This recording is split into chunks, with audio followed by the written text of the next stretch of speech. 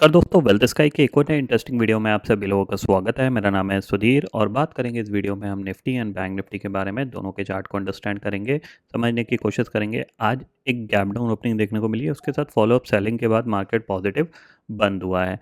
तो मॉर्निंग में जब मैंने मार्केट एट 11 का वीडियो डाला था तब भी मैंने आपको एक पॉइंट समझाया था कि मेरे को बिल्कुल भी मॉर्निंग में मार्केट एट 11 में मैंने आपको एक पॉइंट समझाया था कि मेरे को कोई लॉजिक नहीं लगता कि मार्केट यहाँ पे गैप डाउन खुले और गैप डाउन खुलने के बाद फॉलोअप सेलिंग भी यहाँ पे दिखाए। तो मैंने आपको एक पॉइंट बताया था कि यहाँ पे आप निफ्टी और बैंक निफ्टी पे नज़र रखो।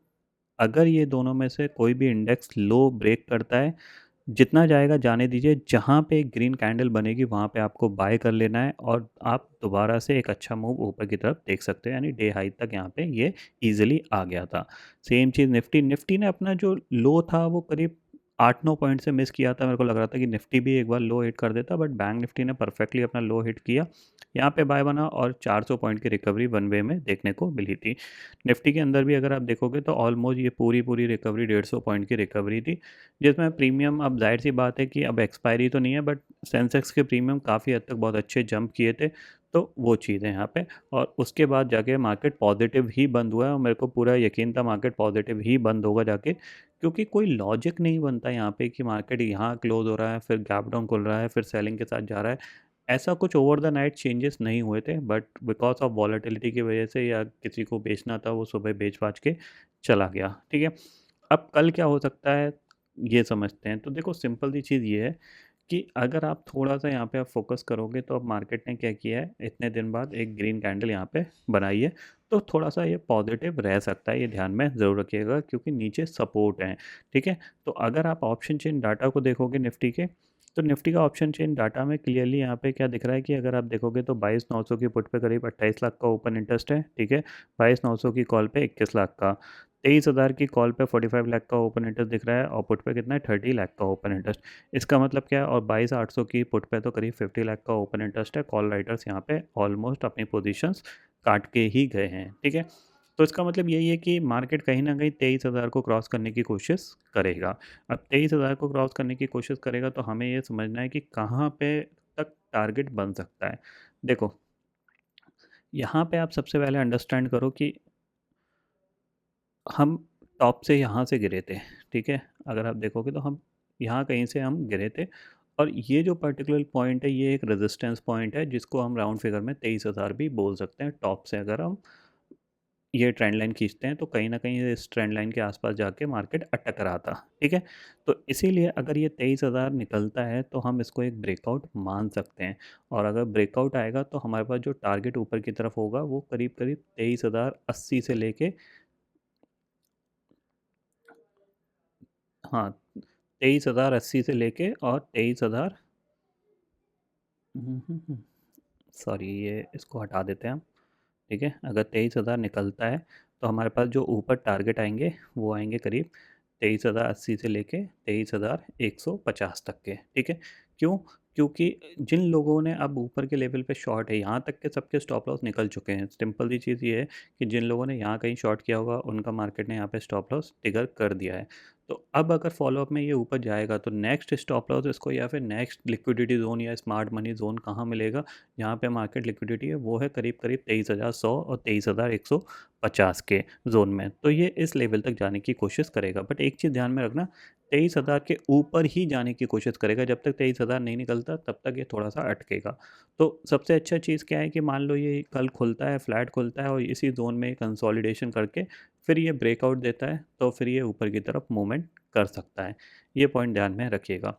दूसरी चीज़, अगर आज के ट्रेडिंग सेशन के हिसाब से यहाँ पे एक एक इम्पॉर्टेंट ट्रेंड लाइन है जिस पे ये पूरे दिन सपोर्ट लेता रहा, इसको हम यहाँ पे मार्क कर लेते हैं। इस पे भी आप नज़र रख सकते हो। वो है ट्रेंड लाइन आपकी, ये लो था और इस तरीके से आप मार्क कर लो। इसके पास जब भी आया इसने अपने आप को सपोर्ट यहाँ पे दिलाया है। तो जाहिर सी बात है नीचे आपके पास 22,880, 22,880 से लेके 22,060 या फिर 22,850, ये जो जोन होगा ये आपके लिए एक बाइंग जोन बन सकता है, ठीक है। ये ध्यान में रखना, ये एक बाइंग जोन यहाँ पे हो सकता है और किसी भी रीज़न से अगर ये 22,800 के नीचे जाएगा तो हम अपनी लॉन्ग की पोजीशंस को काट देंगे इंट्राडे के पॉइंट ऑफ व्यू से। तो इंट्राडे का स्टॉप लॉस जो आपका है वो है 22,800, ये पॉइंट ध्यान में रखना। 22,800 के नीचे जाएगा तभी फर्दर वीकनेस हमें देखने को मिलेगी। जब तक 22,800 के ऊपर है तब तक ये अभी थोड़ा सा रिकवरी मोड में आ सकता है, ये पॉइंट ध्यान में रखिएगा। वहीं अगर हम बैंक निफ्टी की बात करें तो देखो बैंक निफ्टी में कल मैंने आपको बताया था इसके लिए जो एक इम्पॉर्टेंट लेवल है वो है आपका 49,250 का। अब इसने ऑलमोस्ट इसके पास क्लोज दिया है, ठीक है। अब हमें ये देखना है कि इसके ऊपर निकल सस्टेन कर पाता है या नहीं कर पाता। अगर सस्टेन करने लगता है तो नेक्स्ट टारगेट इसके लिए जो होगा वो सीधा सीधा आपको मिलेगा अराउंड 49,600 और 49,800 तक का। ये चीज़ क्लियरली समझ लीजिए। कल सेंसेक्स की एक्सपायरी है, क्योंकि आज ऑलरेडी हम देखा जाए तो करीब करीब यहाँ से 200 पॉइंट के फॉल के बाद हम रिकवर होकर डे हाई पे बंद हुए हैं। तो चांसेस वेरी है कि थोड़ी सी पॉजिटिव साइड की ही एक्सपायरी हो सकती है। थोड़ा सा मैं, क्योंकि सेंसेक्स के प्रीमियम महंगे होते हैं तो थोड़ा सा मैं अवॉइड करता हूँ, निफ्टी के थोड़े से सस्ते होते हैं एक्सपायरी वाले दिन, तो वो चीज़ है। बट हाँ, निफ्टी के लेवल से आप सेंसेक्स में ट्रेड कर सकते हो। अगर यहाँ पे 22,880 या 22,850 के जोन में निफ्टी मिलता है तो डेफिनेटली वहाँ पे एक बार बाय किया जा सकता है, ठीक है। और शॉर्ट के लिए अब जो फर्दर शॉर्ट बनेगा तो वो दो जगह पे शॉर्ट बनेगा। अब मैं आपको बताता हूँ, दो जगह पे शॉर्ट का मतलब ये है कि एटलीस्ट या तो ये बाउंस होके ऊपर अराउंड 23,250 23,300 के जोन में आए, वहाँ से शॉर्ट बन सकता है। या फिर ये दोबारा से 22,900 के 22,700 के नीचे ट्रेड करना स्टार्ट करे तो वहाँ पे शॉर्ट बन सकता है। इस जोन में शॉर्टिंग का कोई मतलब नहीं है, क्योंकि ये हो सकता है करेक्शन दिखाए और फिर पुल बैक करके ऊपर आ जाए, जैसे आज के दिन में हो रहा था। मतलब लोअर हैंड पे आपको वॉलेटिलिटी ऐसी ही देखने को मिलेगी अब, क्योंकि जब मार्केट में सपोर्ट्स क्रिएट होते हैं, रेजिस्टेंस क्रिएट होते हैं, तो उस लेवल पे मार्केट बहुत ज़्यादा वॉलेटाइल रहता है, क्योंकि हर कुछ कोई चाहता है यहाँ पे निफ्टी 23,000 के ऊपर निकले। बट जब वो नहीं निकल पाता तो ऊपर से फिर सेलिंग आती है, फिर कोशिश होती है बाइंग करके कि ऊपर निकल जाए। तो ये चीज़ लगी रहेगी। बट मेरे लिए यहाँ पे क्या है, 22,800 के ऊपर ये पॉजिटिव है। और पॉजिटिविटी में अगर कोई भी करेक्शन मिलता है जस्ट अबाउट 22,880 22,870, तो वहाँ पे एक स्टॉप लॉस लगा के बाइंग की जा सकती है, ठीक है। सेलिंग के लिए मैंने बता दिया अराउंड 23,200 रेजिस्टेंस पॉइंट जो है वो यही है।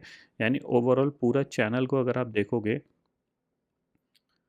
पूरा चैनल आप देखोगे तो पूरा चैनल क्या है, हम लोअर एंड पे बार बार जा रहे हैं। आज भी हमने एक नया स्विंग लो बना दिया, बट नीचे से हम क्लोज होके, हमने लास्ट ट्रेडिंग सेशन में एक काफ़ी हद तक रिकवरी करके क्लोज दिया था और आज भी हमने डे हाई पे जाके क्लोज दिया है। तो इस चैनल का जो अपर हैंड है वो है आपका 23,250 का। तो अब मार्केट कहीं ना कहीं इस लेवल तक जाने की कोशिश करेगा। अगर इसको गिरना है तो इस लेवल पे जाके रेजिस्टेंस लेके फिर गिरना स्टार्ट कर देगा, नहीं तो फिर धीरे धीरे और भी ऊपर जा सकता है।